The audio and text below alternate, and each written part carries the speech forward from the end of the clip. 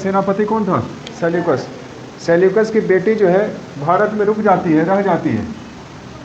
ये जयशंकर प्रसाद के नाटक से लिया गया है। जयशंकर प्रसाद का कई सारा नाटक था, जिसमें एक नाटक है स्कंदगुप्त, एक नाटक है चंद्रगुप्त।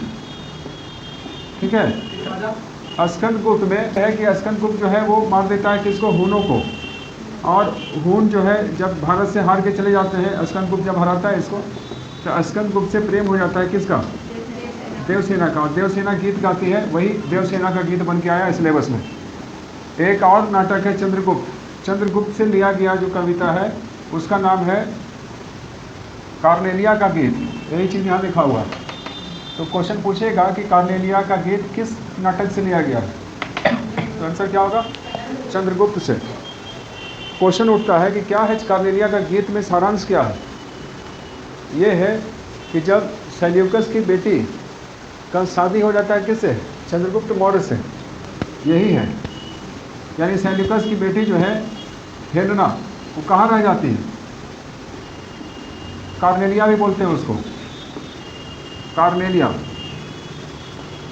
तो ये बेटी जो है भारत में रह जाती है, और कार्नेलिया जो है भारत के बारे में बोलती है, गीत गाती है, भारत की खूबसूरती का विवरण करती है। यही इस कविता में मिलेगा कि कार्नेलिया का गीत। कार्नेलिया जो है वो ये स्पष्ट करती है कि भारत क्या है। अरुण यह मधुमय देश हमारा। बोलिए अरुण माने क्या होता है?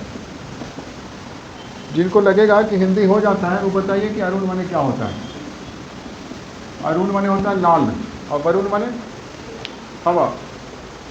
तो अरुण या मधुमय देश हमारा कहती है कि अरुण या मधुमय देश हमारा। मधुमय मतलब खूबसूरत, मीठा, मधुर, जहाँ पहुँच अनजान क्षितिज को मिलता एक सहारा। बोलो क्षितिज माने क्या होता है?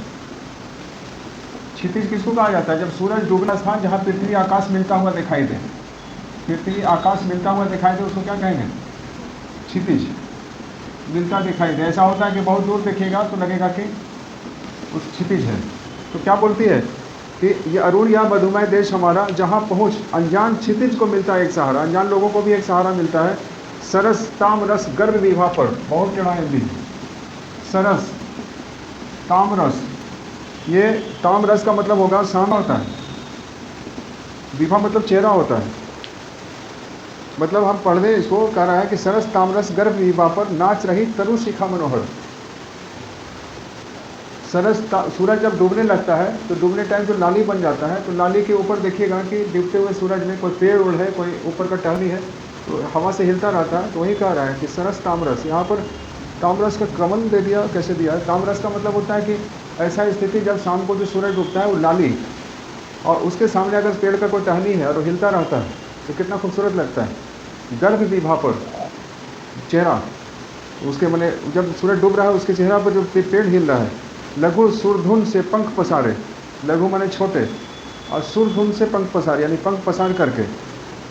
शीतल मलय समीर सहारे, शीतल माने ठंडा, पसार करके वो हवाओं में, ठंडे हवाओं में उड़ते हुए नजर आते हैं। ये शाम का सीन बयान कर रही है। ठीक है, उड़ते खग जिस ओर मुँह किए, खग मतलब खग, विहग, ये सब तो पढ़ा लीजिए, पर्यायवाची शब्द। पंछी, उड़ते खग जिस ओर मुँह किए, यानी पंछी जो है जिस तरफ मुँह करके उड़ रहा है। समझ निड निड जहाँ भरे करुणा जल, लहरें टकराती अनंत की पाकर जहाँ किनारा।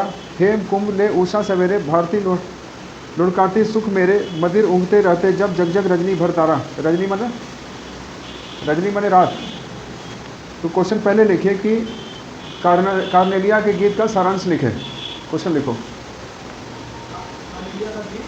का सारांश लिखिए और रुक दो।